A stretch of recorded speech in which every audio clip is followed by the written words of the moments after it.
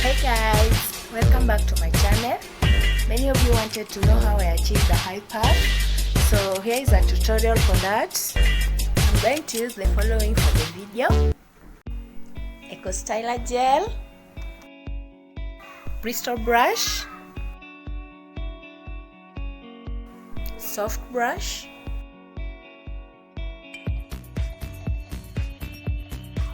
Afro comb, water.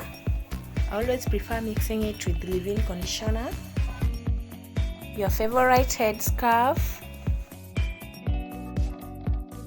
and finally a rubber band. You can also use a shoelace or anything that can hold your hair up.